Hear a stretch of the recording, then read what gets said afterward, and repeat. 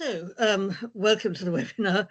Um, this is all about what should an education, health and care plan look like. And to start with, I want to talk a little bit of just quickly about the rationale for having an EHCP, because that sort of dictates what a decent plan will look like. So quickly, where you find the law which governs all of this, it's the main statute is the Children and Families Act 2014. Underneath that, there are the SEN regulations of 2014, which put quite a lot of detail in about things like time limits and annual reviews and things like that.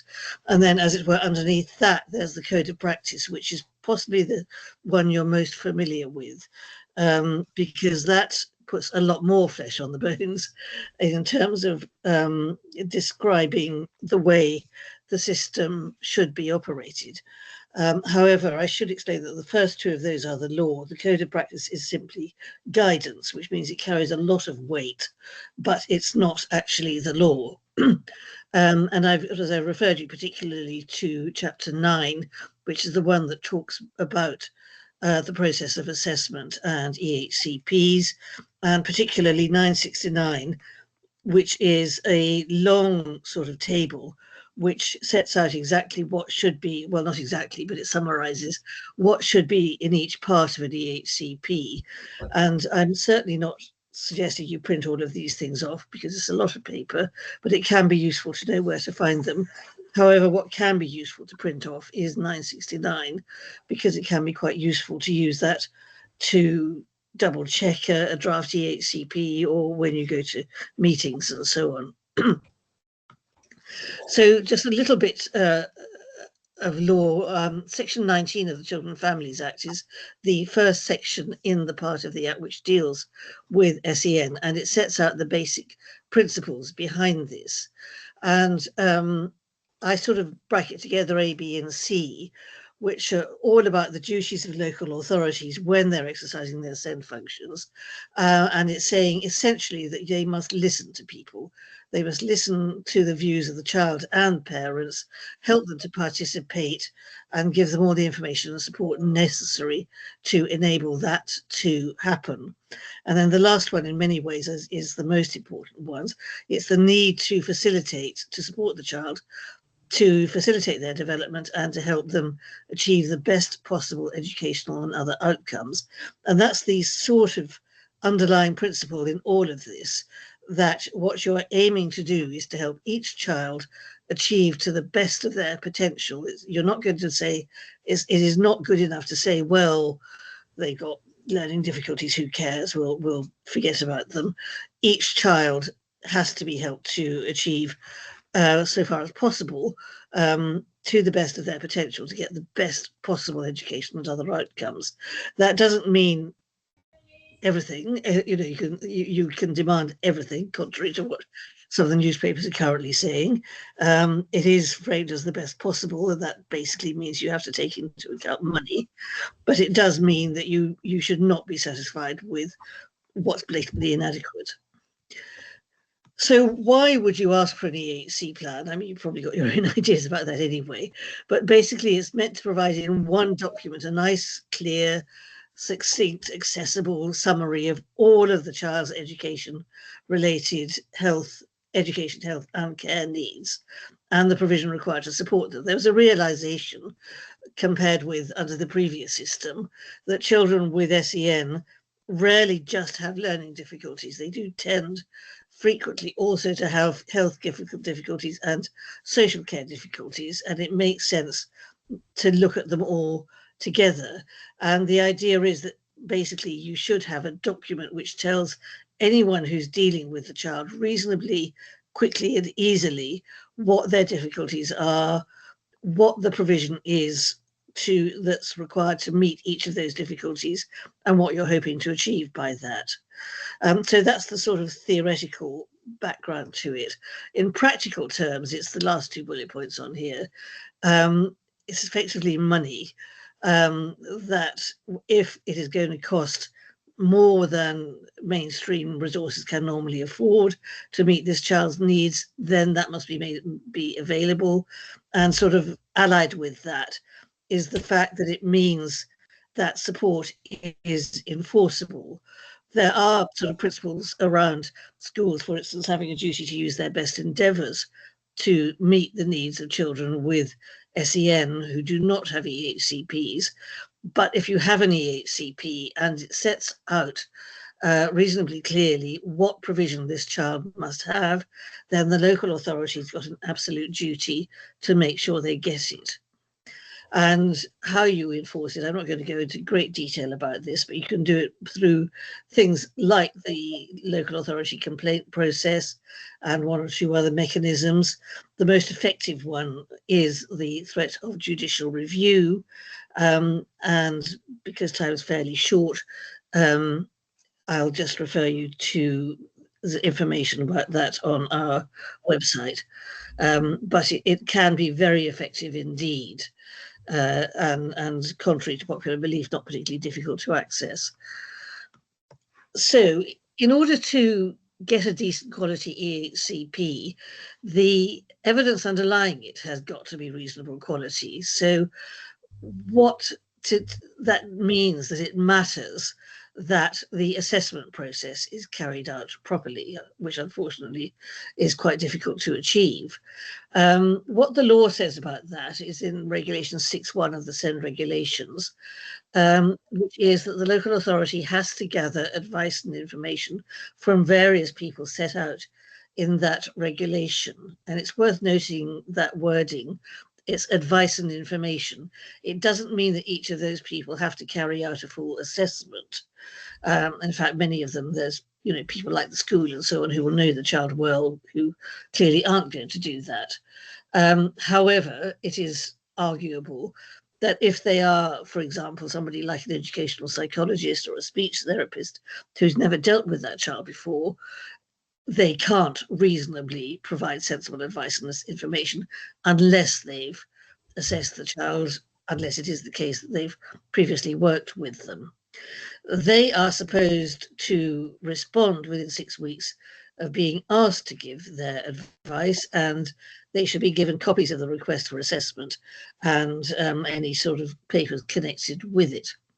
So this is the list of people who should be asked to provide advice and information, and it's fairly self-evident. People like parents, the school head or equivalent, people responsible for teaching children out of school, healthcare professionals identified by the responsible commissioning body, an educational psychologist, that's compulsory, social care, because this is an education, health and care assessment, so they're providing the care element of the plan, or they should be.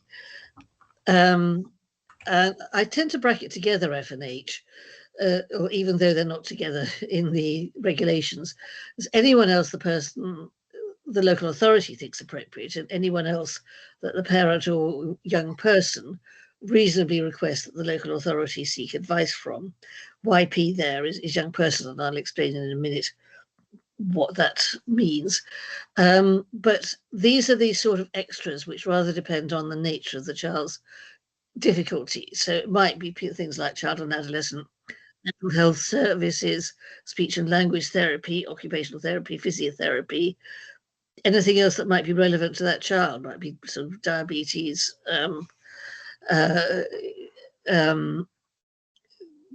all sorts of issues which dietitians come up quite often, depending on the nature of their difficulties. And if the local authority is told, for example, by the school that they think this would be relevant, or by their own educational psychologist, they should pay attention to that. I would argue that if there is other evidence pointing to these difficulties, then again, they should be getting advice and information about this. For example, the classic situation of a child who's having a massive problem attending school because of anxiety and depression. Speech and language difficulties is not just things like perhaps having stammer or any sort of speech impediment. It's things like difficulties in understanding communication and in communicating yourself, and things like social communication, making friends, being able to keep friends, as it were, and sustain conversations and so on, and just behave appropriately in groups.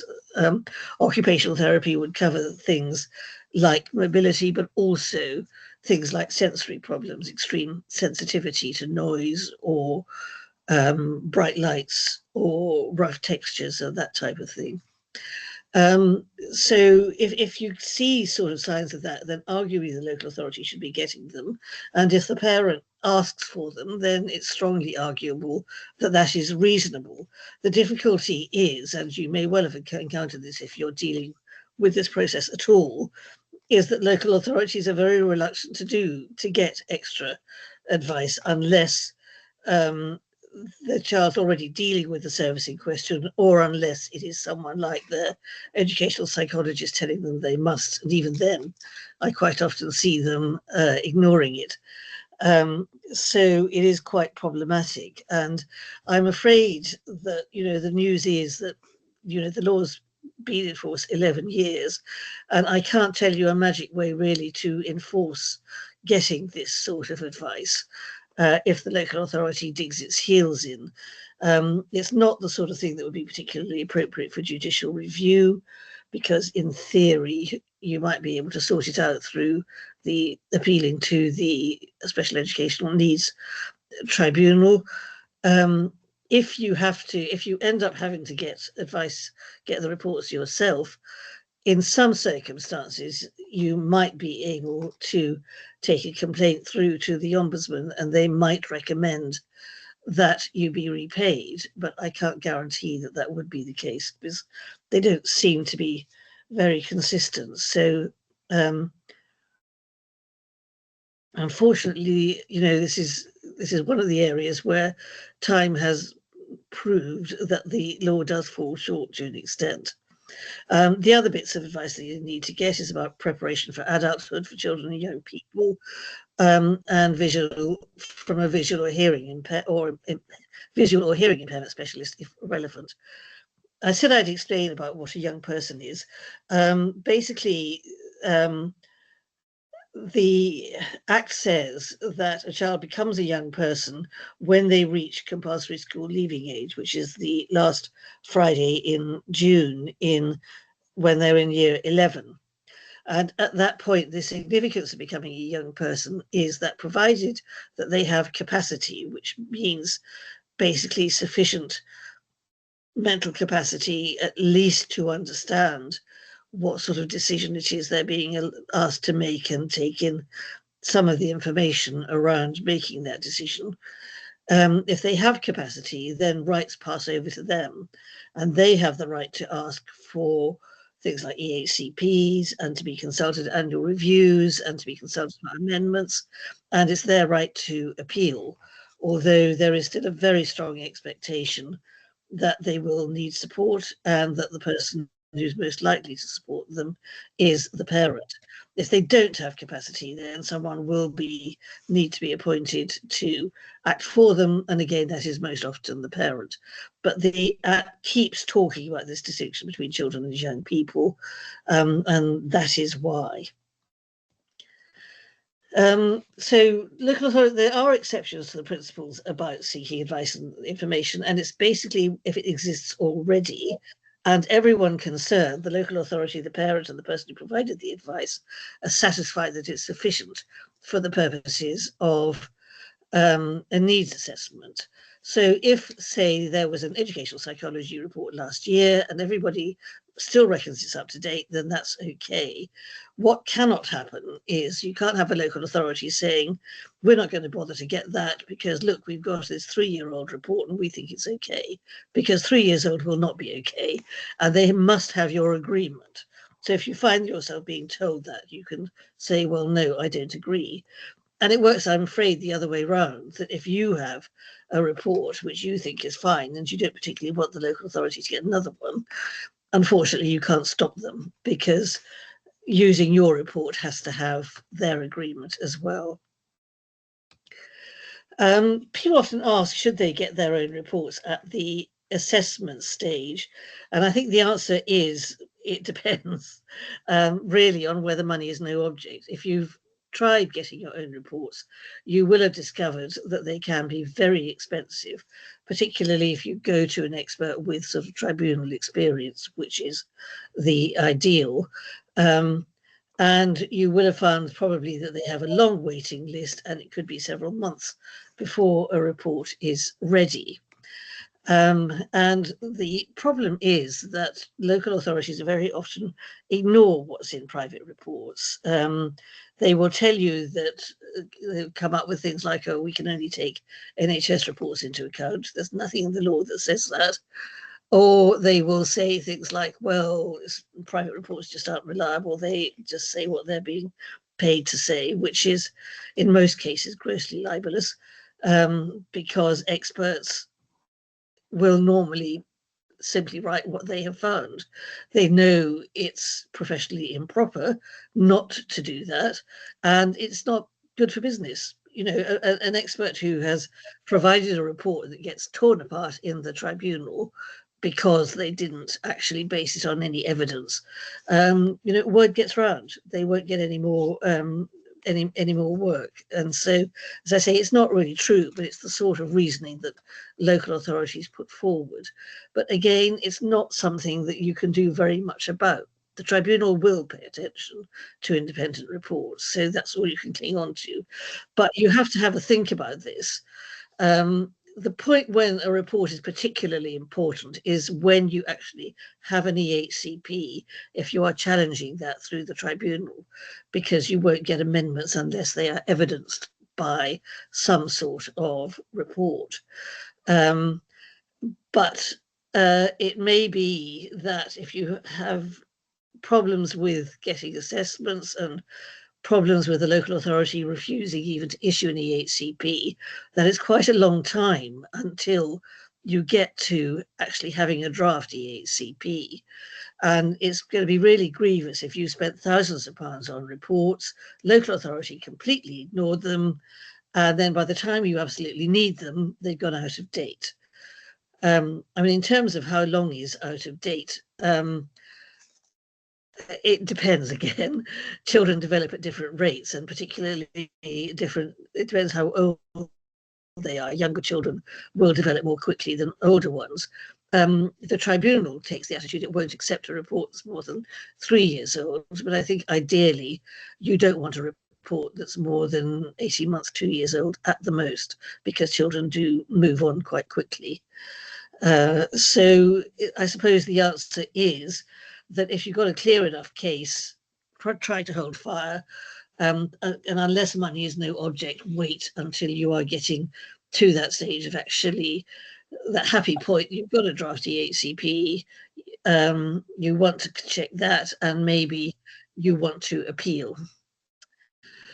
So moving on to the happy point when you do have a draft EHCP.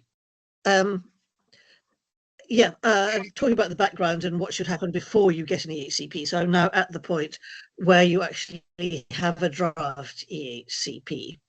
If the local authority, once they've decided they're going to issue an EHCP, they have to send a copy of the draft to the parents and give them at least 15 days to comment on that draft and to give their preference in terms of the school placement. And parents can request a meeting.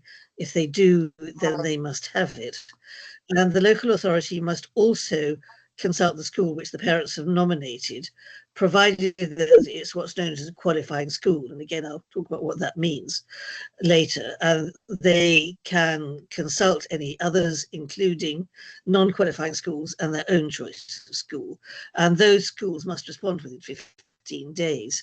So it does mean that in practical terms, if they are going to issue an EHCP, they should really send the draft out within about 15 weeks of when they first receive the request for assessment. But again, very frequently, they don't meet that.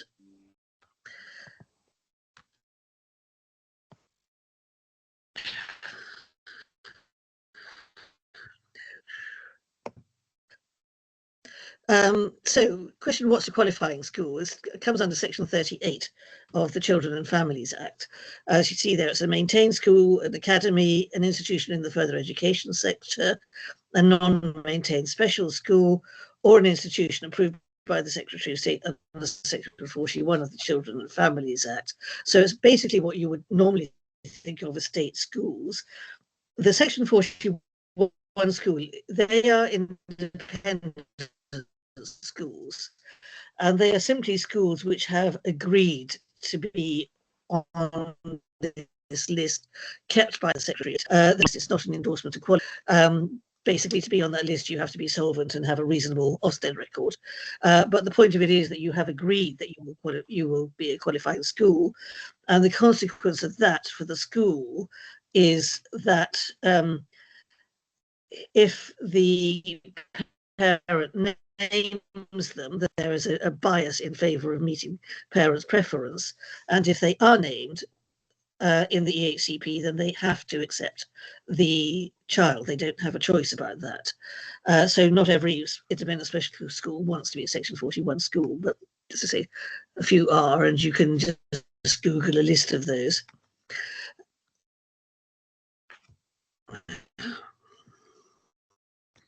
Sorry, my arrows are now working slowly here.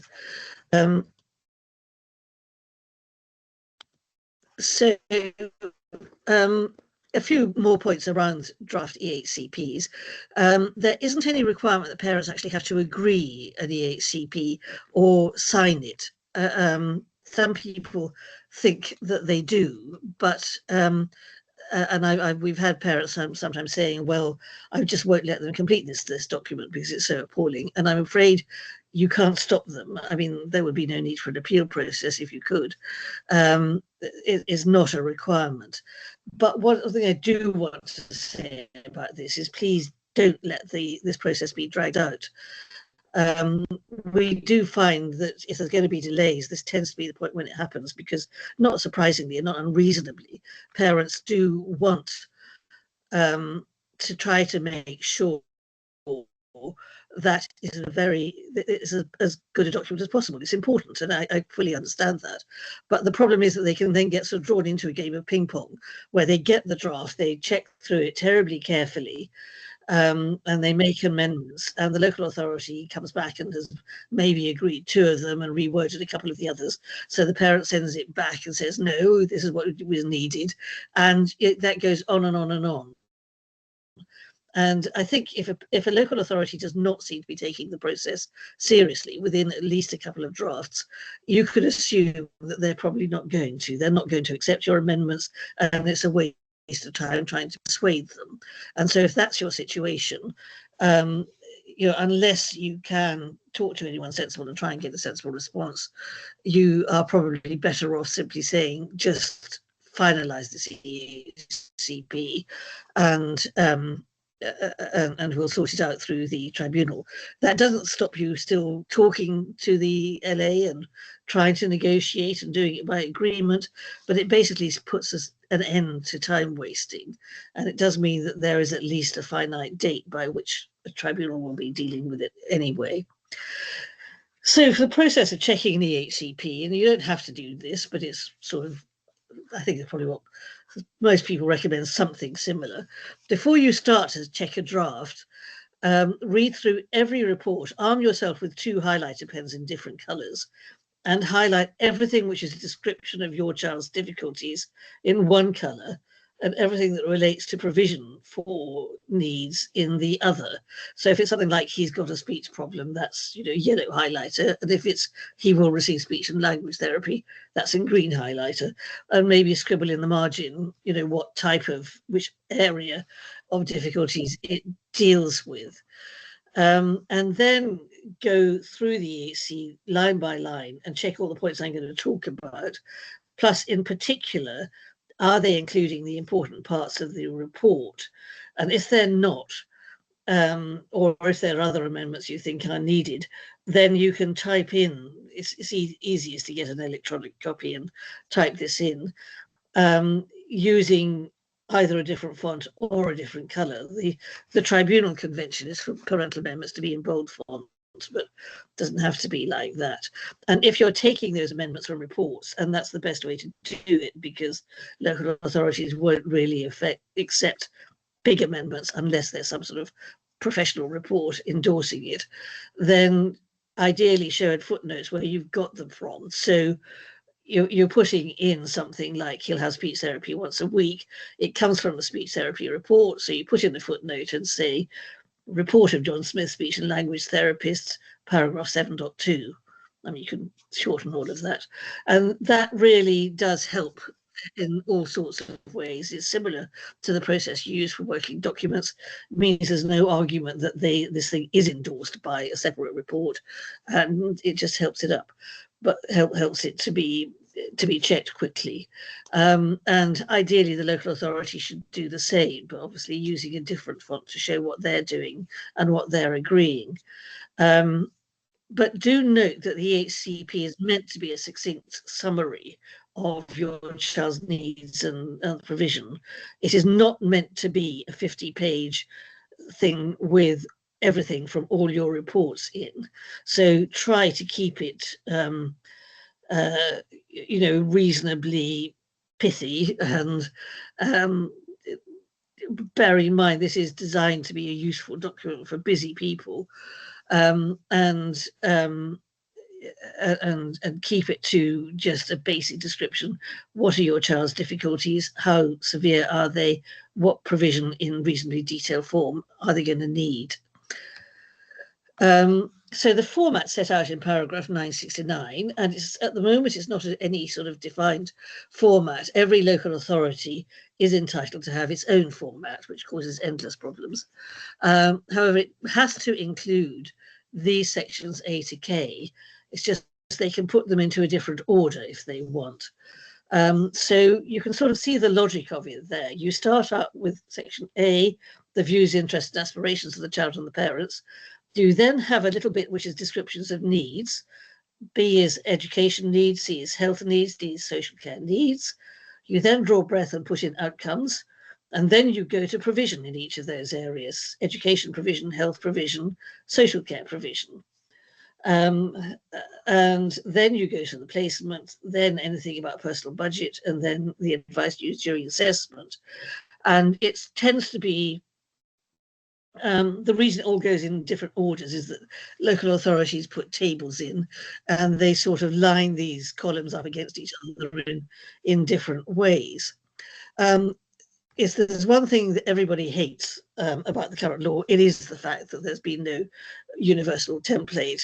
And one of the things which I think people were pretty unanimous on when this was the subject of a consultation about 3 years ago, was that we should have a universal template, so it's the same all over the country. And the current proposals are suggesting a 3-column format with tables, where you've got your 3 columns side by side. One is needs, one is provision, one is the outcome that's supposed to result from all of that. And that is actually quite a sensible format. We don't often get to say that about government proposals, but it is. It means you can line up the needs and the actual provision to meet those needs next to each other, and then come to the outcome of what you're hoping to achieve by that as the final column. So you could have all the speech provision in section B lined up with all the speech needs in section B lined up against the speech and language provision in section F. And you can sort of cross-check to make sure that each need does have provision for it. And there will be separate sections for the types of need which are identified in the Code of Practice, which are communication and interaction, cognition and learning, social, emotional, mental health, sensory and physical. So rather than have a heading of section A, section B, section C, you will actually have a heading, for at least once you've got past section A, of communication and interaction. And then underneath that, you will have needs, provision, outcome. Then you would have another heading, cognition and learning, and again those headings, needs, provision, outcome, so that you can just show them all against each other. And it does seem to me quite sensible. It is going to be easier to find out both what the child's needs are and what people are supposed to be doing to meet them. and to check that things are adequate. One of the current issues also is that local authorities tend to put a lot of strength into section B, and technically they shouldn't, because B is meant to be a description of needs, and the suggestion is that in future this will be in section A, which again seems to be more sensible. I mean, currently this is being trialled in certain areas which are sort of designated to they're called change areas, to try these things out, and some of them are spreading. So we are certainly seeing more EHCPs in this type of format currently, and frankly, the more it happens, the better. So, right, we'll start going through on what should be in each section. Section A is the parents and child's views. This doesn't have any sort of statutory effect, and for that reason, a lot of people say, well, don't bother about it. I don't think that's necessarily right. I often find particularly when I'm dealing with someone I've never seen before, that this section tells me more about the child than anything else. So this is basically something which you as parents will fill in, and the child, if they are able to, or they may do it themselves, or they may get someone like an educational psychologist or a teacher or someone to talk to them about their views. If you don't agree with what's being put in there, there's absolutely no reason why you can't sort of submit something yourself. I mean, ideally, it should be evident that it's your child's unassisted views, i.e. it's not you putting words into their mouth. So if they can write it down, or you take it down as dictation, or even record something, that might be a way to deal with it. But don't make it too long. No one is going to read through 20 pages of views. One thing I would say is that we quite often see local authorities censoring this and taking things out which parents want to say, things like, child hated school. I would resist that. It is meant to be your views. It's not up to them to tell you what your views are. But really, I'm afraid the only way you can deal with a problem, if they won't do that, is to go through the complaints process, because the tribunal doesn't deal with this part. Section B is one of the most important ones. This is the bit that describes your child's educational needs. I tend to talk about it in terms of difficulties rather than needs, because people sometimes get confused about that. And again, local authorities are some of the worst for this. They see something in a report that says, Johnny needs one-to-one support, and they think, that's a need, and they put it in section B. But actually that isn't. That is provision. That's the provision for his difficulties, and it's not a description of the difficulty. So it should be in section F. So I think it's better to think about it as having a full description of their difficulties. And I think the first thing with section B is to sort of sit back and think, is this adequately describing my child? If I sit back and read it, is that my child? If not, what's wrong? And is it adequate? People who are working with your child need to know what to expect. So it's not good enough just to do a list which says he's got speech difficulties, he's got difficulties with maths, he's got reading difficulties, because that doesn't really tell them anything. You need to say how severe the difficulties are and how they're affecting that child.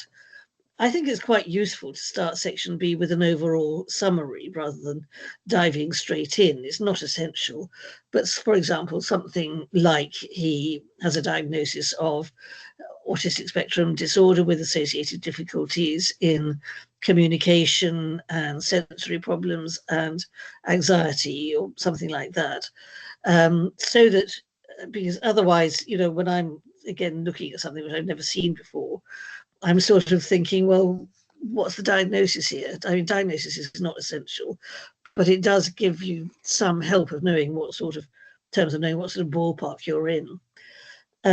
It's listed under the headings which I talked about before, those 4 main headings, and sometimes there's an extra one around preparation for adulthood for older children and young people.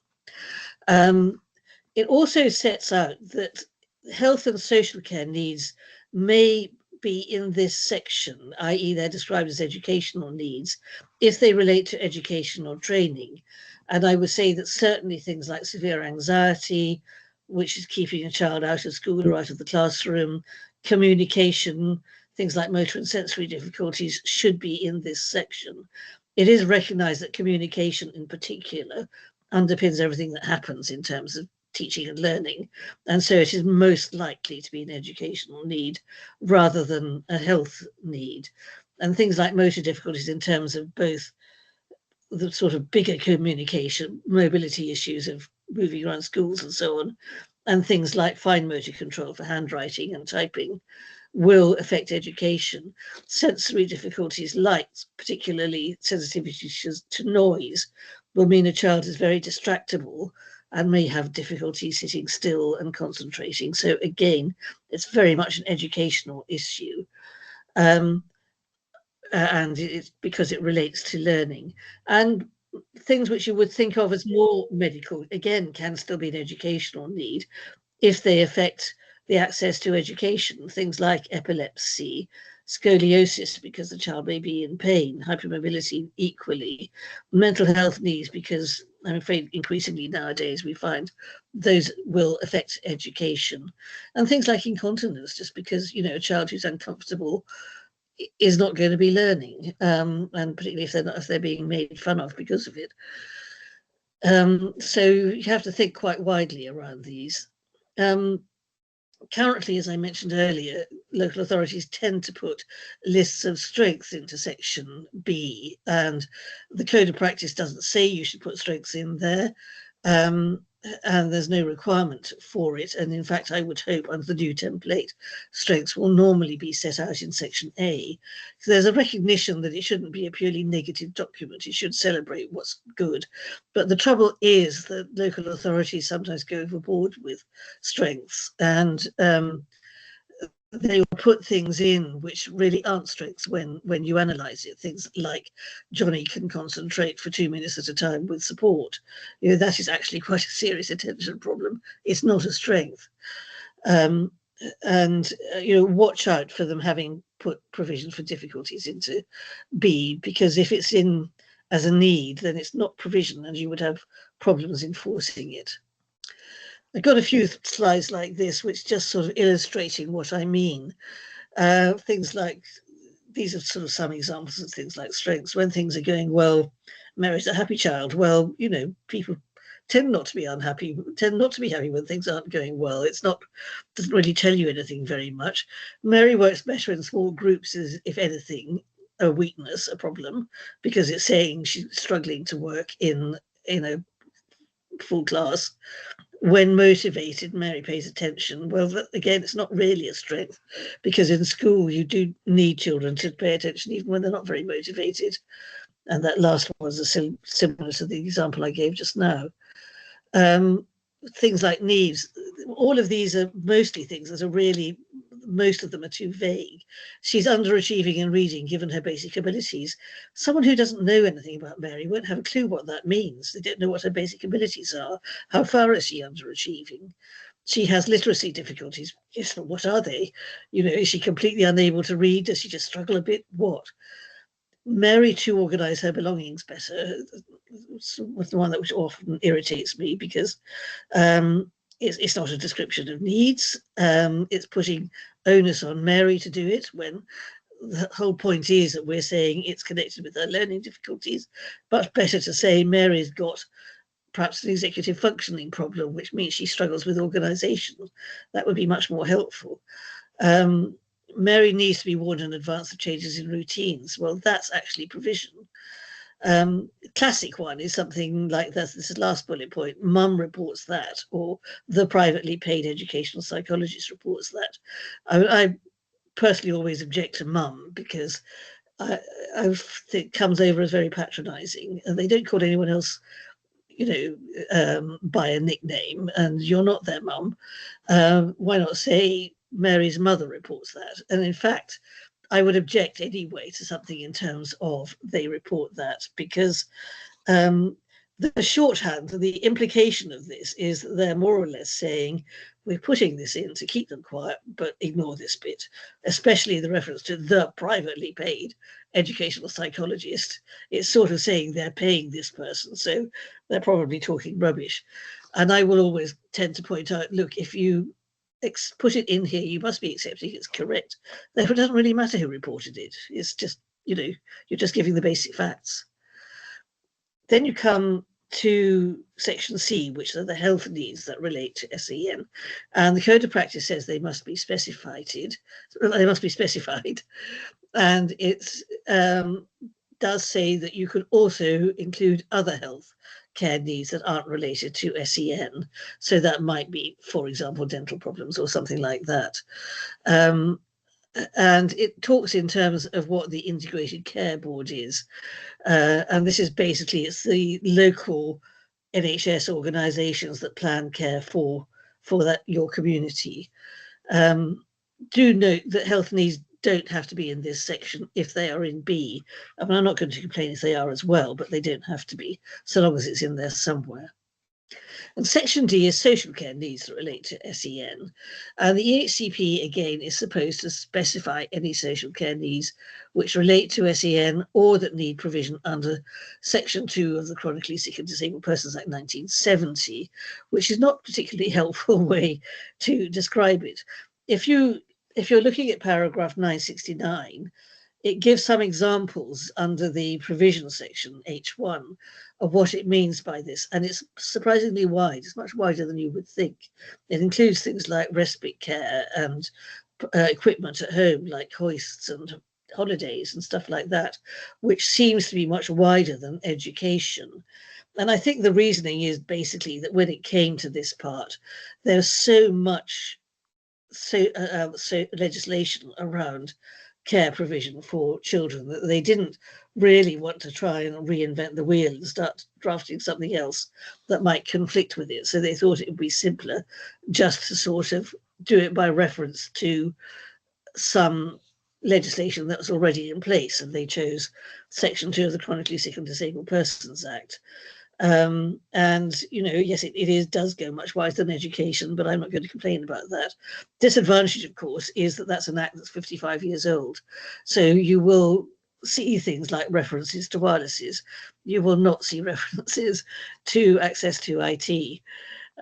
One day they'll update that.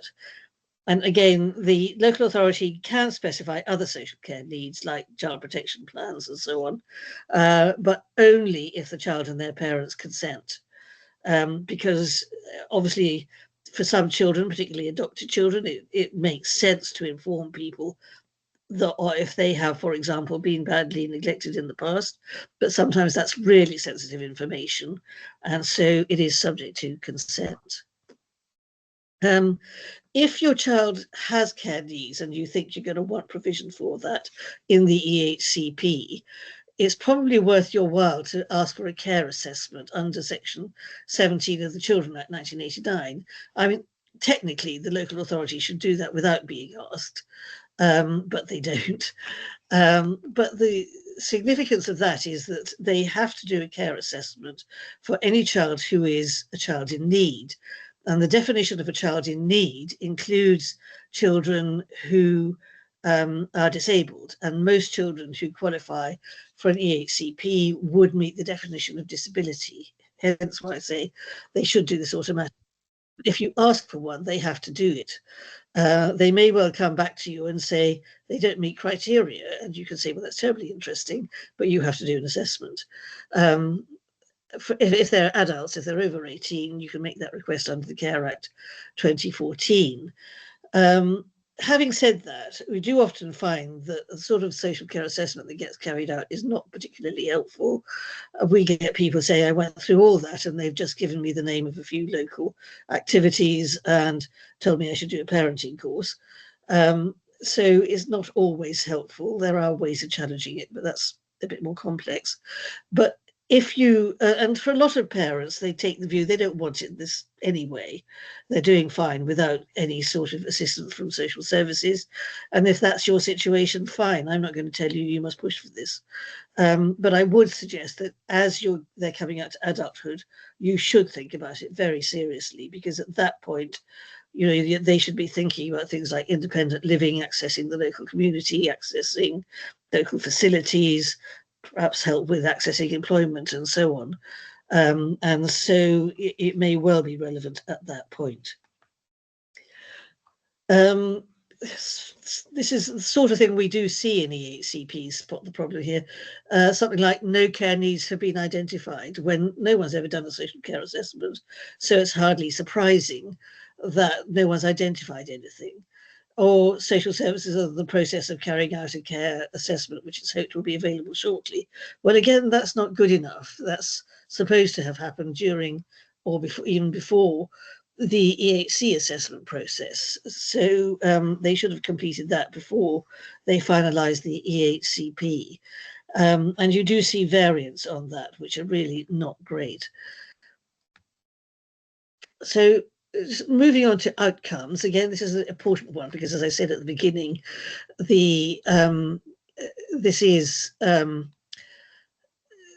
this legislation sort of focuses very much on outcomes and trying to help children to achieve the best possible outcomes. Paragraphs 964 to 968 of the Code of Practice have quite a lot of useful information about an outcome.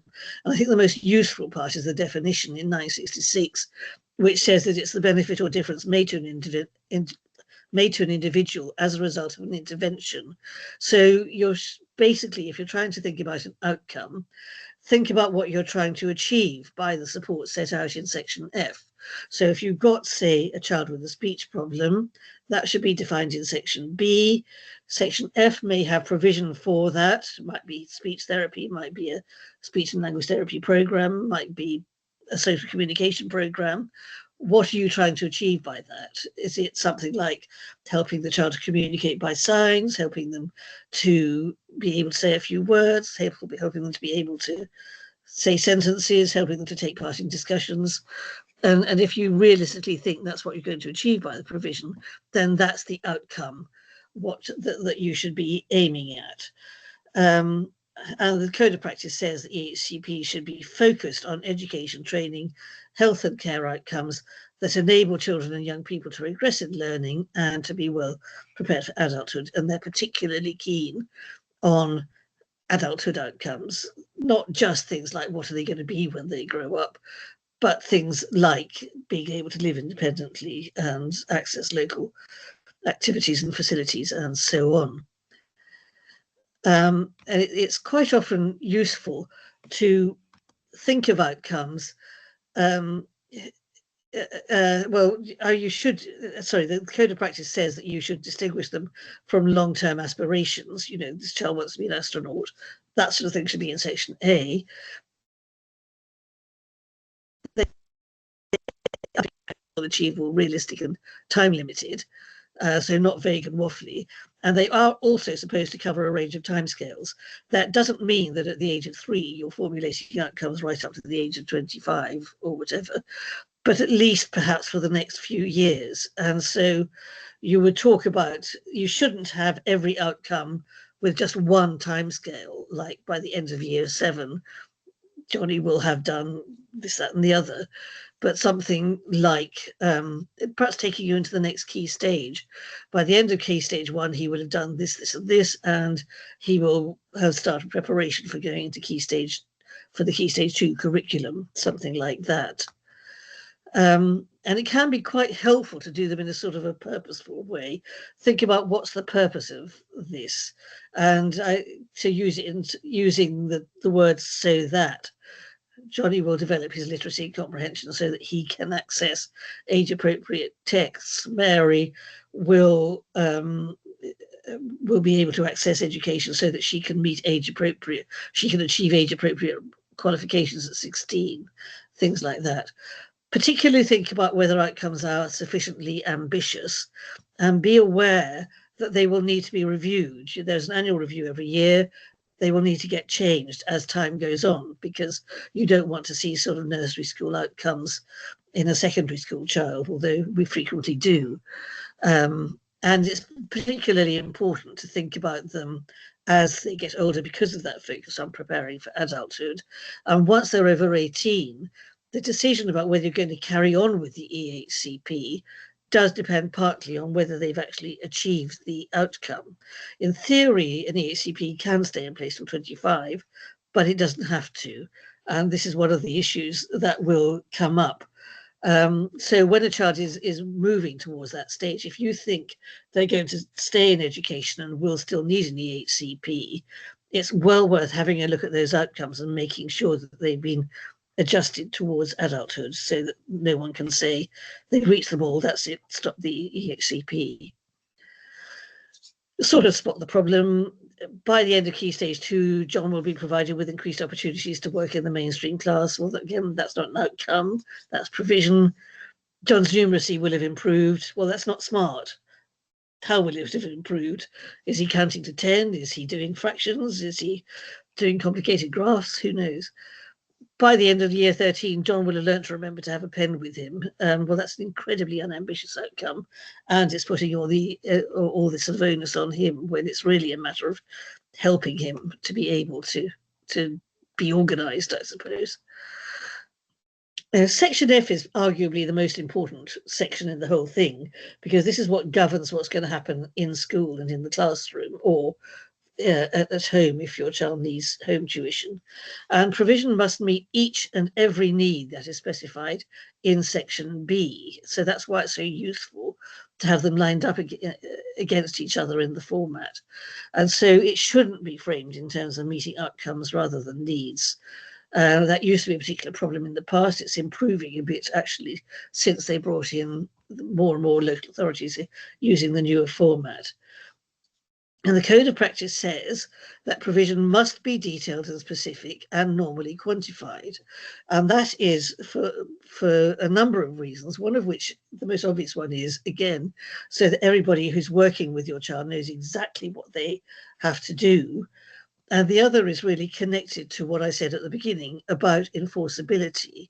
The great benefit of an EHCP is that what's in Section F is what your child absolutely must have.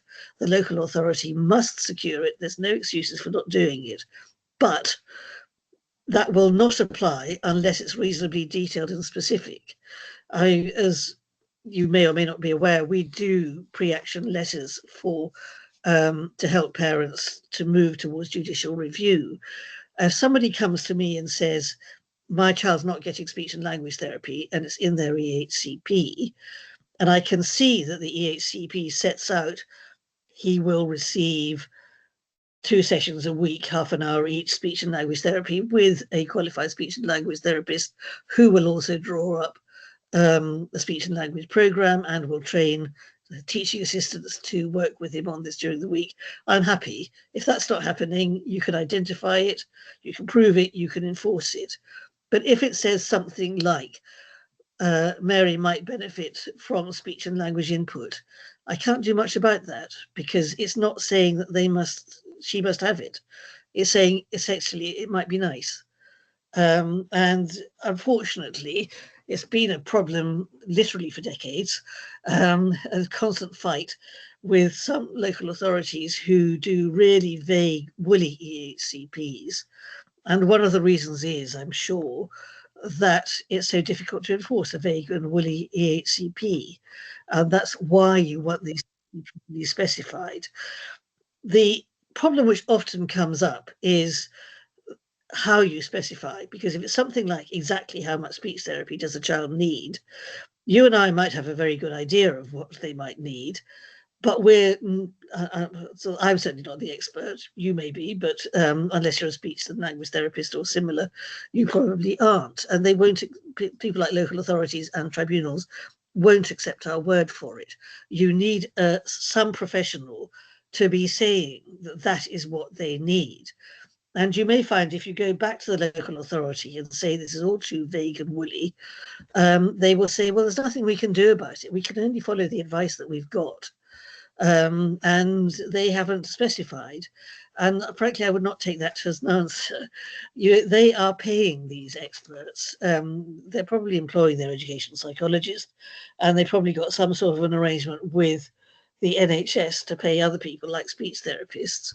So it's perfectly within their power to go back to them to say, please would you help us to do our jobs and advise on exactly what this child needs in nice detailed terms.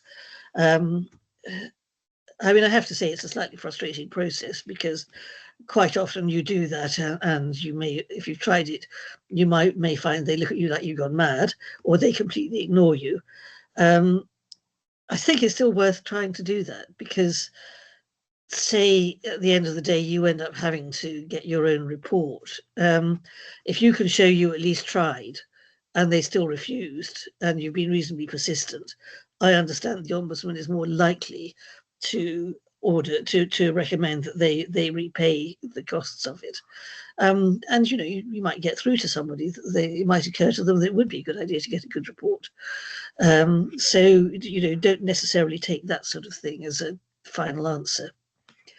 So section F, you need to check that it is reflecting all the advice and information in the reports. And this is particularly where your highlighter pen exercise comes in. And what you're looking for in particular is where they've left out any provision which might be expensive or which might point to the need for a more expensive placement. If you see, for example, something recommending small classes, that will point to a specialist school, and if the local authority doesn't want to place that child in a specialist school, they're liable to leave that out of section F. The point is that the school that is named in section I has to be capable of delivering everything that's in section F. So it's a sort of a fight, as it were, between you wanting everything in there that will hopefully lead to the placement that you think is appropriate, as against the local authority, which might not want to do that. But if it's in their own reports, there is no valid reason for leaving it out. If it's in your reports, they will say, oh, well, we just didn't think it was an accurate report, and we preferred our own. But at least if the evidence is there, it's helpful. It repeats the fact that health and social care provision that educates or trains has to be in that section, like speech and language and occupational therapy. And it also repeats the fact that provision that facilitates education should be in there. Things like diabetes support, because it helps to keep that child conscious and not in hospital. Hearing loop is the classic example. It doesn't educate or train itself, but that child is not going to receive any education unless they have a child with a hearing problem won't receive any education unless they have the hearing loop in place. And so that will properly be education provision. It's been held that for things like wheelchairs and wheelchair maintenance are not education provision unless there is any element of educational training in there. So something like if it's one of these very technological wheelchairs where they need to learn at least how to operate the electronics. And similarly, transport can't be in section F or in the EHCP anyway, unless it educates or trains, which is something like travel training using public transport and so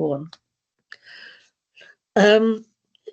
So I've talked about detailed and specifics, and you'll see all over the place examples of the sort of wording that you want to look out for. Things like would benefit from access to, encourage him to use this, might like to try, regular, all these things. And we do bang on about that. The Code of Practice does say that in some cases flexibility is required to meet children's changing needs, and that's correct. Children's needs do change a lot. But you should note that if you look at the Code of Practice, it's something like number 5 on the list of things that should be in section F, whereas detail and specifics and meeting every need are points 1 and 2. So it's not the priority. You only need flexibility in some cases, and in practice, where it's most applicable is children who are in specialist schools, where they don't need to have it laid on the line so much, and they may need more flexibility to adapt as your child develops. And it's only appropriate to have flexibility in the interest of the child, not because it would save money or because it would be convenient for the school.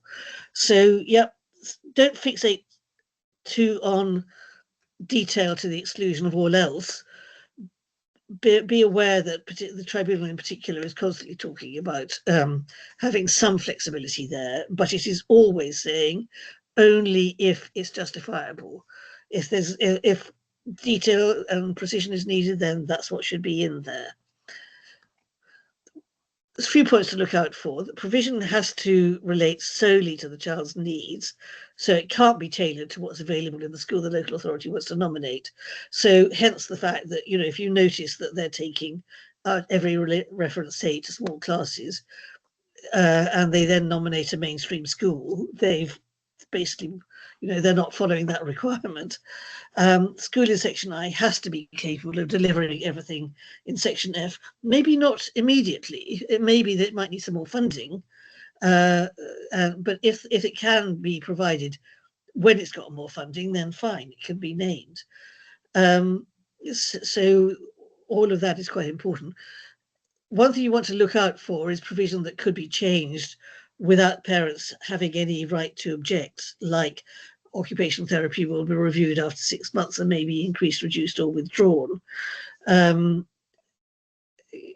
know, it's sure you might reach a point where that child no longer needs occupational therapy, but the way to deal with that really is through the annual review process.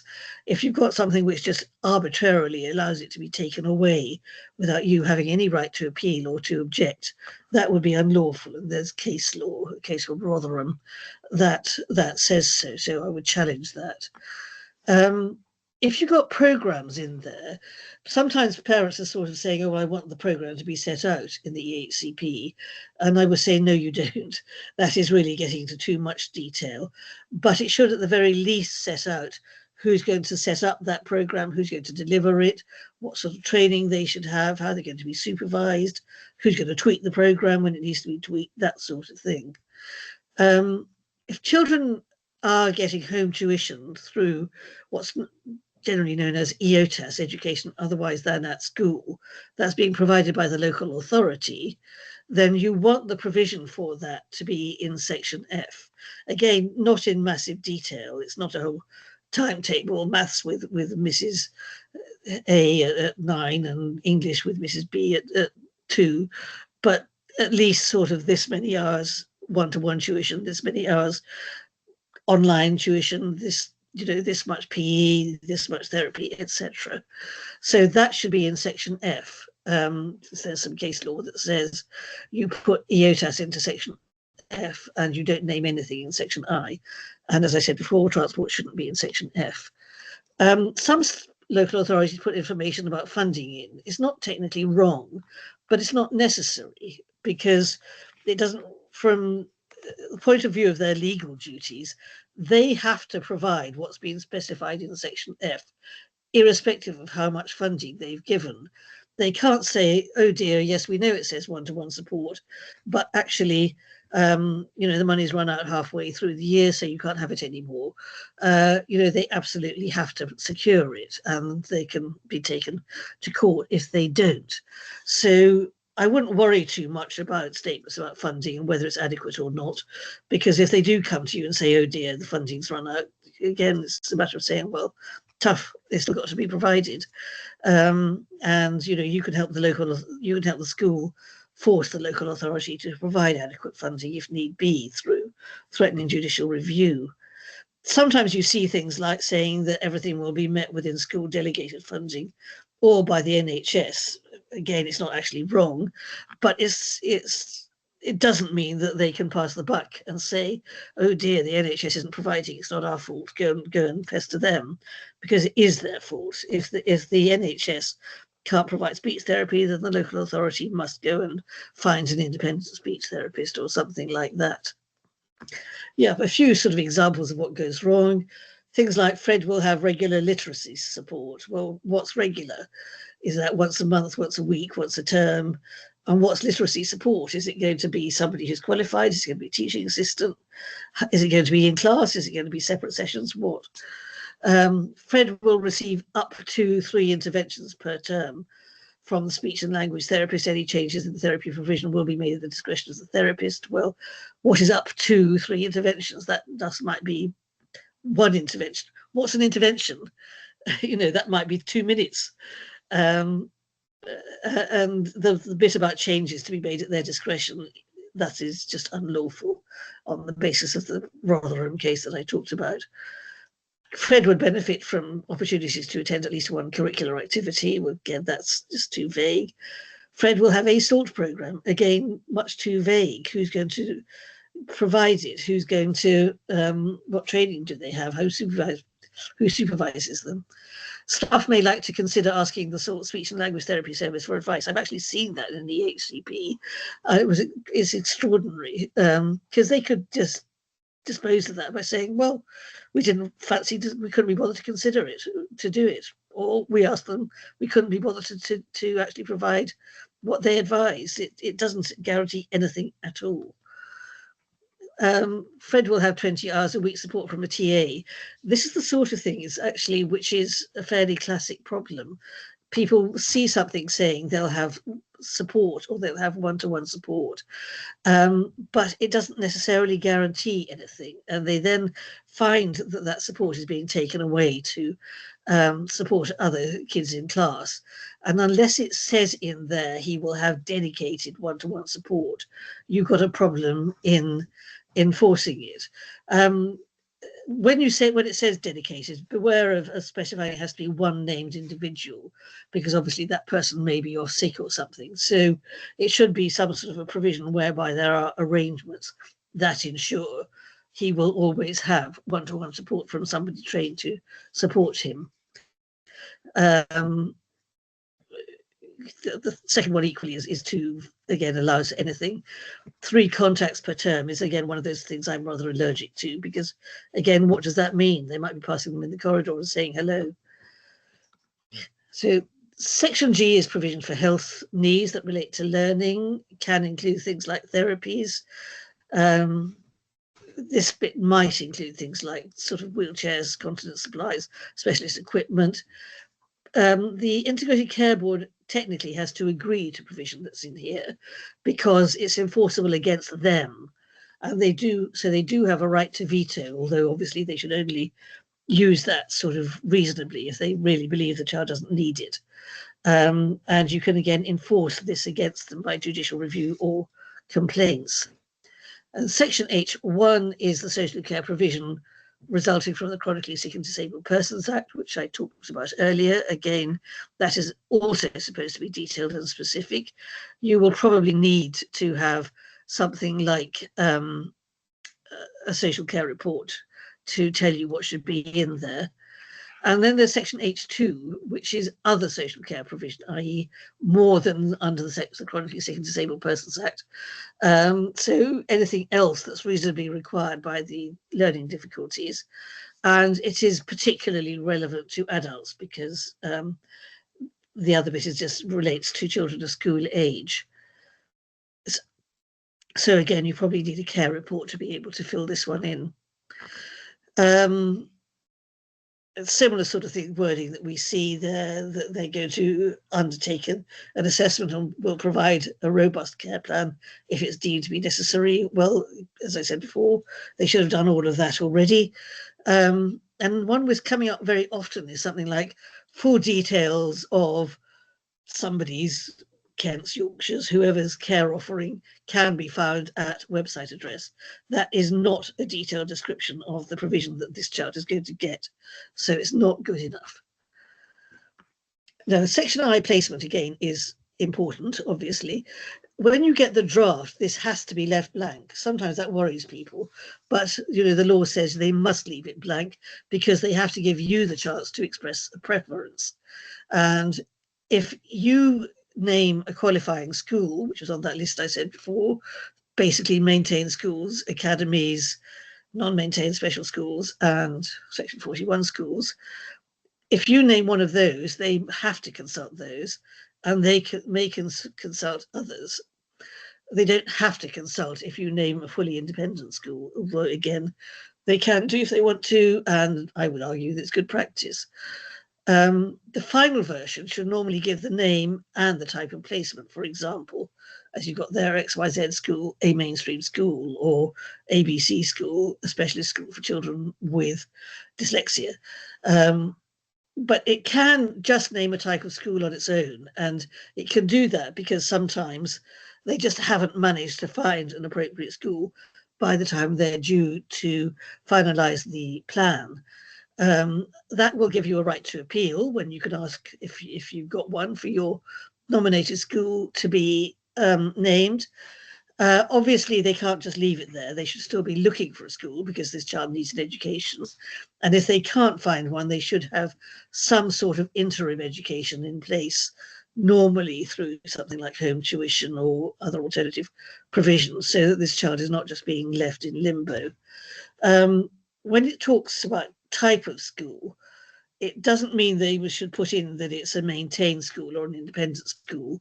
It is something like a secondary school, a specialist school, that type of thing, that's sort of describing the range of children that they are providing for. And if your child is getting EOTAS, that's home tuition provided by the local authority or something similar, then they should leave this blank, because basically they're not attending an institution. If you name a qualifying school, the law says that your preference should be met unless the school is unsuitable for the child's age, ability, aptitude, or SEN, or the placement is going to be incompatible with provision of efficient education of others, or is incompatible with the efficient use of resources. So it may refuse on any of those grounds. You may find, and we do see this increasingly at the moment because there's such a shortage of specialist school places, that everybody is saying, including the school named, that it cannot meet needs, and it still gets named in section I. And unfortunately, that doesn't mean that the local authority is instantly disobeying the law and you can take them for judicial review. They are entitled to say, well, we don't believe you. It may be that the school actually could meet needs if it had some more funding, or if it actually sort of thought about things a bit.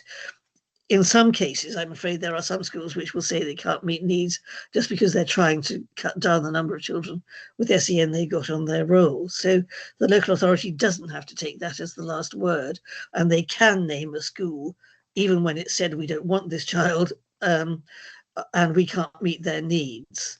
And then I'm afraid it's going to be a matter of sorting it out through the tribunal. Where it's an argument about independent schools, they're most frequently taught using the efficient use of resources argument, because they will say the fees are too low. If your preference is for an independent school, they have a duty at least to try to meet your preference, but it's a much weaker duty, and it comes under the old legislation. And in particular, what they will practically always do is argue that it's not an efficient use of local authority resources, because they can provide for the child's needs cheaper elsewhere. You sometimes will see something in section I saying that the placement is conditional on parents funding the transport. They say, well, we're meeting preference, but it's not the nearest suitable school, therefore we're not going to provide transport. And they are allowed to do that, but they do need to say what is the nearer school or type of school that they claim would have been able to offer a place. So that at least you can challenge that. You can say, actually, I don't think it was a suitable school, or maybe it's not nearer. If you prefer a mainstream school, then the law's on your side. Your preference has to be met, and there's only very limited exceptions to that. The only basis on which the school can refuse a place is that the placement would be incompatible with efficient education of other pupils, and there are no reasonable steps they could take to overcome the incompatibility. So there is case law which says the situation has to be quite extreme for that to apply. So even if the local authority might have to put in 2-to-1 support, which makes it more expensive perhaps than a special school, if your preference is mainstream school and it can work that way, then that is what they must do. It really needs to be a sort of situation where the child is always bouncing off the walls and destroying everything around for it to be totally incompatible. And in fact, in order to show incompatibility, the local authority of the school has got to show that it's already providing efficient education. Ironically enough, if it's not providing efficient education, then it can't rely on this because you're already inefficient. What does one more child make difference? What difference do they make? But they also have to identify the pupils or the group of pupils whose education is going to be affected. Not by name, but it will normally, of course, be the year group. And that's why you'll sometimes see objections from a school which sets out a sort of anonymized list of kids in the class, setting out why they couldn't cope with this extra child because of the nature of their difficulties. If you want a fully independent placement, the local authority can name it if they agree, and they may do if they can't find any alternative that can meet the child's needs or that's less expensive. And sometimes local authorities will do a deal with the parent to name an independent placement. They might do something like saying, well, the parent will pay part of the fees, or the parent will pay the fees and the local authority will pay for the extra provision, or something like that. You can't force a local authority to agree to that, but they may well do it because, if that keeps you as a parent quiet and stops you appealing, it might be in their interests. If they do this, they'll probably make you sign a separate contract to ensure that you can't sort of say, oh dear, I've run out of money, please will you pay the whole lot? So be aware that there are risks involved in entering into this sort of agreement. Home education is usually, I've talked about where it's provided by the local authority, in which case it's called EOTAS or sometimes EOTISC, just to be awkward. EOTISC is education other than in school or college. If it's provided purely by the parents, then it's elective home education. And if it's elective home education, then that is purely the parents' choice, and it is only their responsibility to provide the education and SEN provision. Doesn't mean they necessarily have to follow everything in the EHCP, but they would have to show that their child's needs are being met. If it's EOTAS, then normally you can only have that in an EHCP if there is no appropriate school for that child. It doesn't mean no appropriate school in the entire country, but certainly within the local area.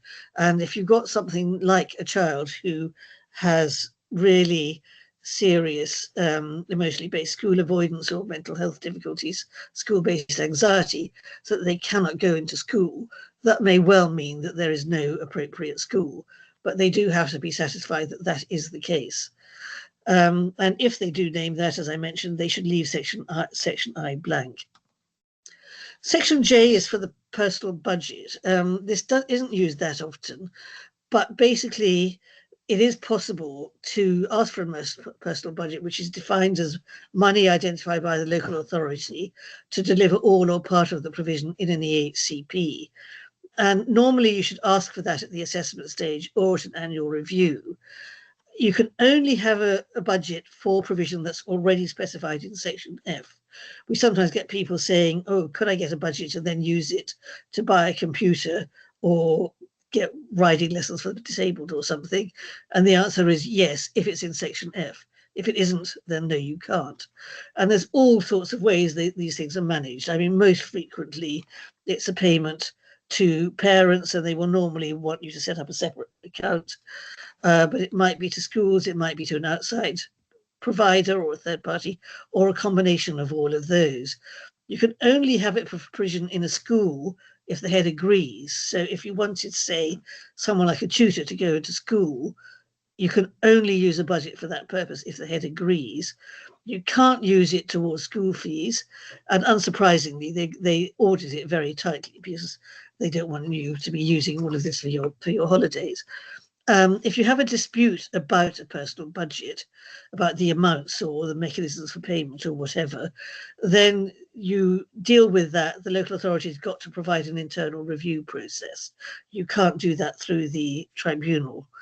If you've got a dispute about what it's paying for in section F, that's the tribunal, but the actual budget, you've got to use the internal process. This is fairly rarely done, but people sometimes find it quite useful, especially for EOTAS. And sometimes if it's something like, they want to use, say, a therapist who's tried and trusted, and they would say, you know what, give me a budget towards it, I'll top it up to make sure it is someone I know rather than anybody who might turn up. Section K is a list of advice and the information that was gathered during the assessment, and it should be annexed to the EHCP. And the one thing I would say about Section K is that ideally you should push for your own reports to be included if you had them. Fine. So we're going through tribunal at the moment, so we're appealing B, F, I, and additions to C and G. So we've been in discussions with the ICB about what we can include as into sections C and G, and it's really tricky with PANDAS because the presentation varies so much.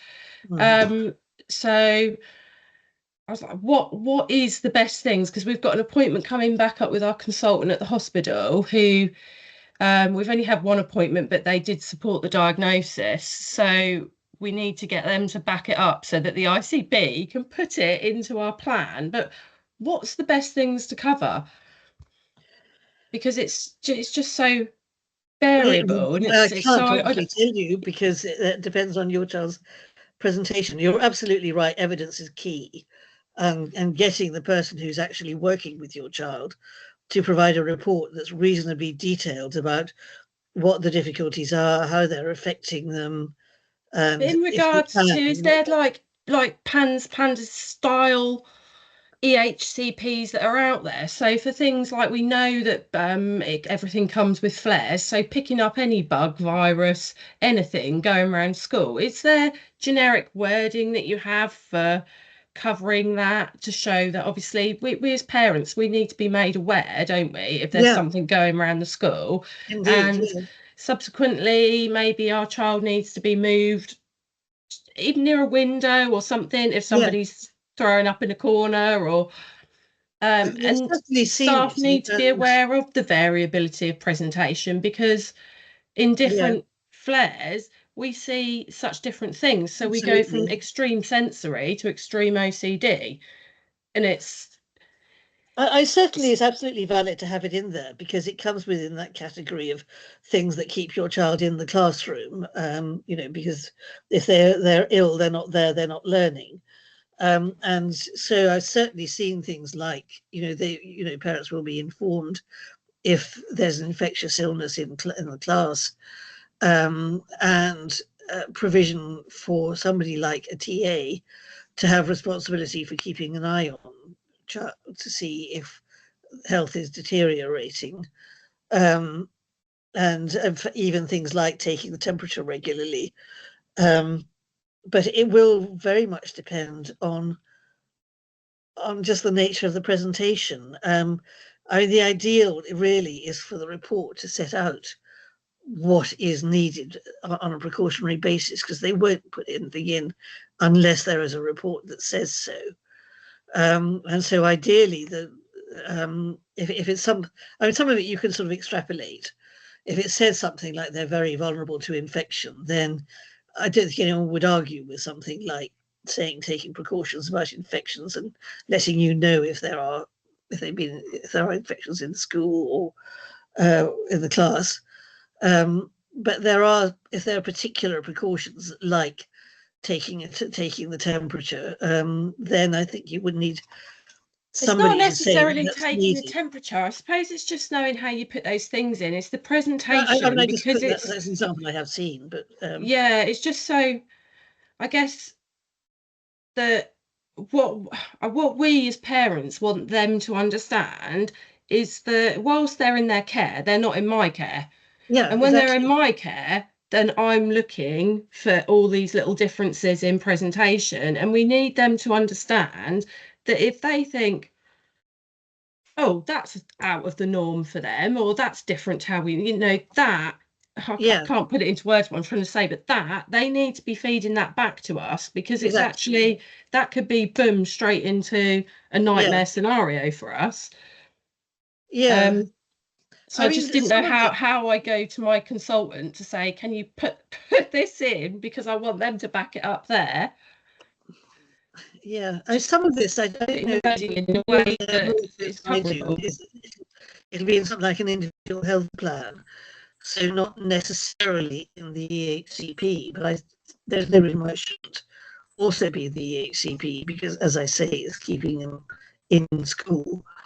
And I think the thing is it going to tend to be the case that people like TAs are going to need either training or need some sort of a crib sheet for what to look out for, whether, you know, is this child going quiet, or this child going sleepy, or going off their food, or whatever it might be. But it will depend on them. And I think you will need something that says these are the danger signs and this is what you need to inform the parent of.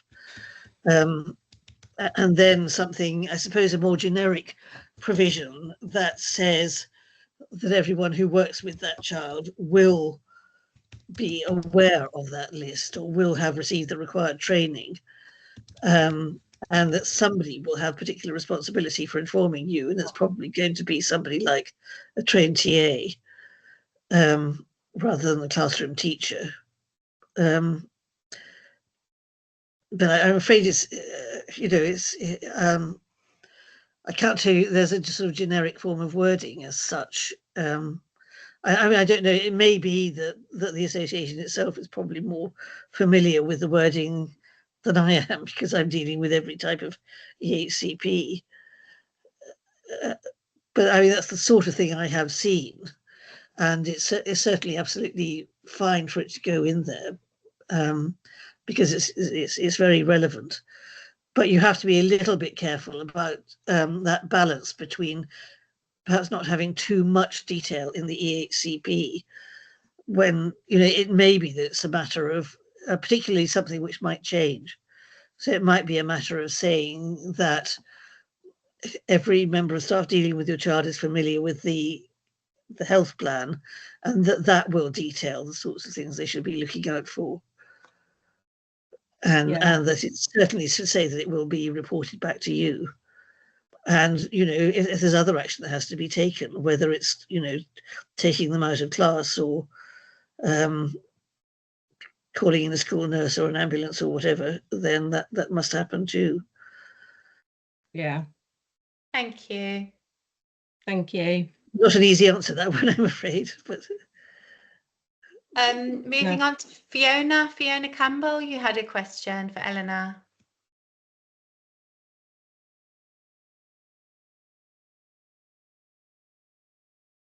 I was just looking for it. So my question was, given that I'll put my camera on as well, given that PANDAS a medical condition, should we all be requesting a social care report for our children? It depends whether your child needs it. I mean, you know, technically, yes. Technically, the local authority should do the report without even being asked, if your child meets the definition of disability. And as I say, if they qualify for an EHCP, they probably do. So it ought to happen anyway. It depends whether you think it would be helpful to you. I mean, the sorts of things you get with social care is things like respite care, and occasionally particular equipment at home, you know, specialist bedding or hoists, specialist chairs and so on. Sometimes things like holiday provision and that type of thing. And referrals to things like local activities and local groups. They say a lot of parents, particularly younger children, don't find that particularly helpful, and therefore they don't ask for it. But if you would find it helpful, then there's no reason why you shouldn't. Okay. I think I'm just kind of thinking it from a PANDAS perspective, because holiday provision, local activities groups, my child won't leave the home most of the time anyway, so probably isn't relevant for that. So I was just really wondering from a medical condition perspective, whether it would be. Sometimes it may be more healthcare made. I don't know. More, it's the healthcare needs that we actually need to support with all those other healthcare needs. getting the right Yeah. medication, getting the right treatment for our children, was more that I was thinking of with respect to that. I think what you have to bear in mind that because it's an EHCP, it's only the healthcare that relates to education. It's not generic healthcare.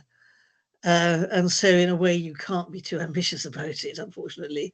It's got to have some sort of relationship with education. And admittedly that still leaves quite a wide definition, because it's what keeps them in school. And keeps, or if they can't be in school, then it may be you want some sort of provision at home for that sort of situation. But that then it probably comes into sections F, if in fact, if anything, as education provision. Okay, brilliant, thanks. I'll have a think on that one. Okay. Thank you. I think we're moving on to Vic's question now, who her laptop died, unfortunately. But she's asked us to ask whether there's a possibility to access private PANS and PANDAS medical care via the EHCP process, as it's often not possible to get that care via the NHS. That's a question that we're asked a lot. Yeah, that's an interesting one. I suppose, if you can justify it as either education provision or health provision, so it's F or G, then it's going to be enforceable. And in a sense, it's not so much a matter of putting private provision into section G as putting the provision into section G and saying it has to happen. And if you can't provide it, if the NHS can't provide it, then you will have to arrange it by other means, in the same way as we've been doing for years with things like speech therapy. So I think you could get it that way, but you couldn't actually specify it in section G or indeed F. It is a general principle that apart from naming schools, you can't name particular providers in an EHCP, because, if it's an individual, well, they may not be, they may move away, they may emigrate, they may retire, and if it's an organization, then the organization may not be around forever. If it's a company, they might go bust or just give up.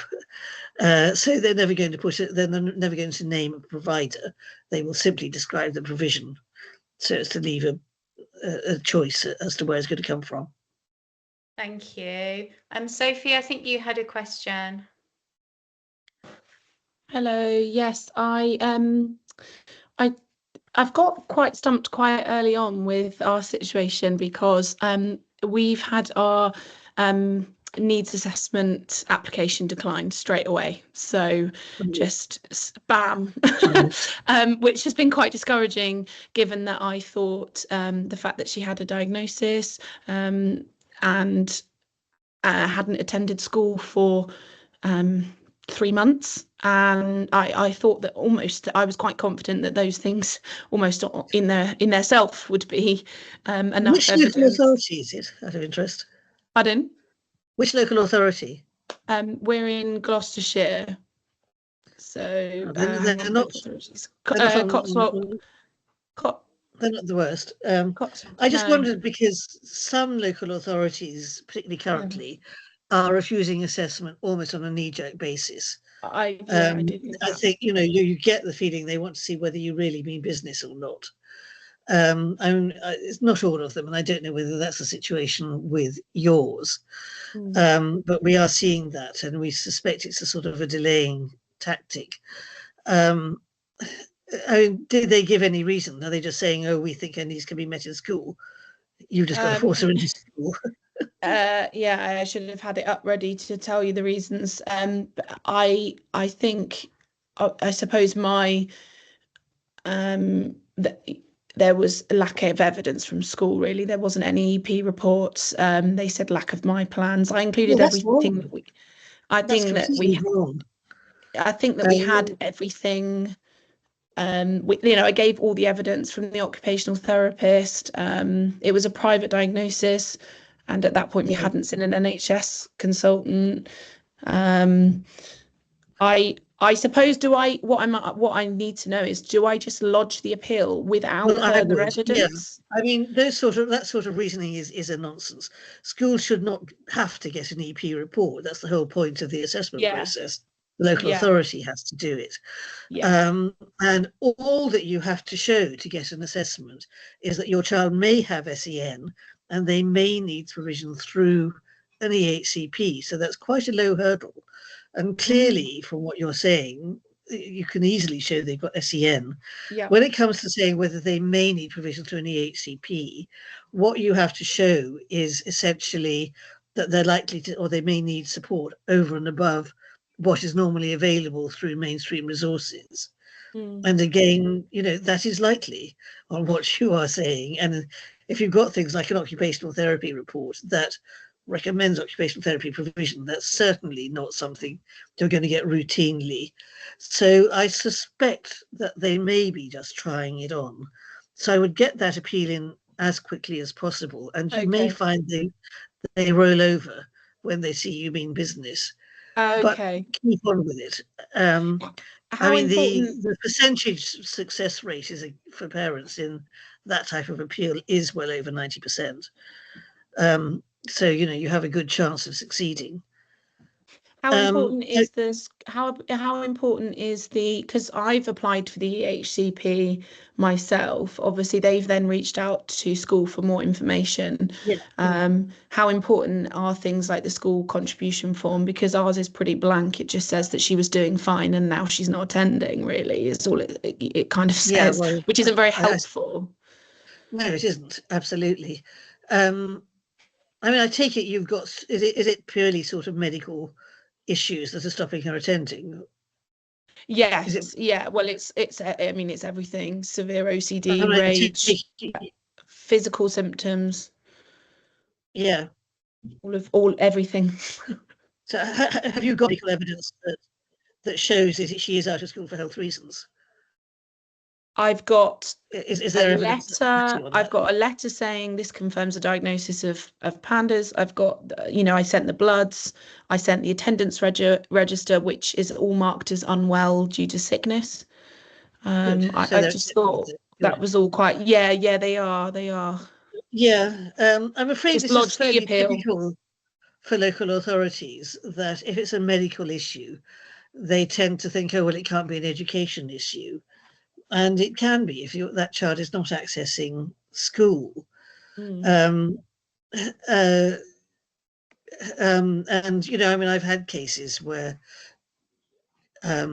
children are, they're sort of average academically, but they've just got a chronic health condition, which has meant that what you need is provision, ideally provision that they can access at home when they're well enough, and also provision to help them catch up. And no matter how fine they might be academically, they're not going to manage that on their own. And so that's clearly provision over and above what's normally available in a school. Yeah, I mean, I would do that. We can help with things like drafting appeal grounds if you want to, but given that it's such a low hurdle, it shouldn't be too difficult. But I think if you explain that she would need extra support of that nature, if that's the sort of thing you're asking for, and that's clearly provision that's not normally available within normal mainstream resources, that ought to cover it, really. And as I say, they do tend to concede if they see that you mean business. And for what it's worth, you can do at the same time apply again, just because if they are inclined to change their minds, that might be a little bit quicker. But, I didn't know you could apply again. Okay, that's interesting. You could do. The trouble is at the moment the tribunal is quite slow, which is why I suggest that. But if you've got the evidence that, I mean, one thing, is she sometimes well enough when she's at home to be able to at least do some work? She can't even face, if I give her a pen or a piece of paper or a book, she'll rip the whole thing up, snap the pen. She can't cope with any demand. Oh, I see. So it's a much bigger issue then. It Well, is, that's yeah. clearly, I mean, I'm thinking ultimately, yeah. I'm thinking respite care at the moment is the only way we're going to get any support. So yeah, it's Well, that's sounding, like in itself a separate learning difficulty, quite separate from the PANDAS. So, that is something which clearly needs provision. And I suppose the school's not seeing it because she's not in. But she was extremely bright. She is extremely bright and very capable. Which is why the sudden. I think it's more to. I think it is PANDAS. It's more to do with the OCD. yeah, exactly. So I don't think it is a separate learning difficulty. I mean, it's something which does suggest that she, I mean, at the very least, she should be assessed. Assessing doesn't commit them to issuing an EHCP. No. So you're a bit baffled by it. It sounds it. like you would want to have an educational psychologist involved, and so should they really to get to the bottom of this. Okay, thank you. No, that's helpful. I'll lodge the appeal. Yeah, let's hope they'll go for it. Thank you. Okay. Thank you. And moving on to Fiona. So the question is, what's the best way to get back with the amendments? Can we just add them ourselves based on if we do that table ourselves, if we don't have it in that table format, and then match them up and go back and say, these are the amendments that I want to have in because you haven't appropriated them? I mean, the ideal thing is to get an electronic copy from them. Yeah.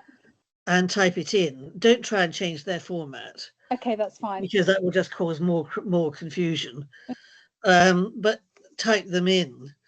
As I say, the standard thing that the tribunal does is that parental amendments are in bold font. And if you want to delete something, you do bold font and strike through. Yeah. And if the local authority wants to suggest something different, they use italics. The tribunal goes for that because of photocopying, so they don't go for colours. I mean, you could do it with colours. You could also use track changes, but I find sometimes that causes more confusion. But as I say, if it might be worth using the standard tribunal format. So, I mean, what they do, as I say, is if you're suggesting something, you put it in bold. If you want to strike something out, you put it into bold with strike through. And then if they agree to that, they put it back into ordinary font and just underline it to show they've agreed. And that does quite help you to narrow things down. Yeah. But as I say, if you're taking your wording from a report, then show where it's coming from, even if it's simply a school report or whatever. Okay, that's good advice. Thank you. I'll do that. And I think the next question is a little bit for us because it says, does the UK PANDAS charity have specific information to add into an EHCP or things that may help our children in school? So for that, I would definitely suggest that you go and look at the education resources. But one really key thing to do with EHCPs is the educational psychology assessment. And there is training for EPs now, which is really crucial for them to understand that the SEND needs have come from a health need, the variability in presentation, and the types of provision that can help meet that need. So those are two things that I would definitely recommend that you do.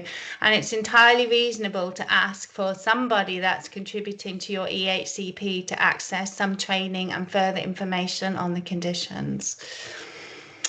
And Hazel?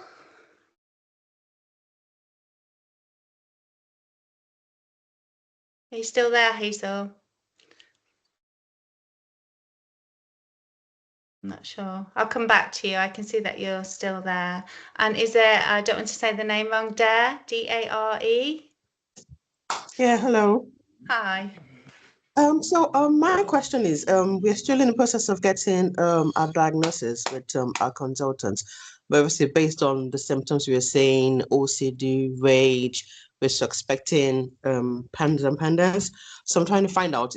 My son has not been able to access school for a while as well, obviously because he's not able to be in the environment and be safe. So it gets triggered by everything, and then self-harm to himself, other kids. So school is aware, the local authorities are aware. We have reports from other people. So I'm trying to, and I've asked them for, okay, it's not safe in school. What's the next step? What can we do? I can't bring him in because there's no way for you to keep him safe. I've requested IOTAS and they're still denying me. So what do I do? They think I should keep forcing him in every day, and I'm not sure what to do, because when I try and force him, what reason do they give for refusing EOTS? Nothing. They just say there's a school that can meet needs. Oh, God, it's so typical. I'm afraid what this comes back to is, again, getting some sort of professional backing. If you can get a medic or somebody to say that your child can't be in school for health-related reasons, then they're sort of bang to rights, really. Section 19 of the Education Act 1996 says that the local authority has a duty to provide education otherwise than at school for any child who can't attend by reason of illness, exclusion, or otherwise.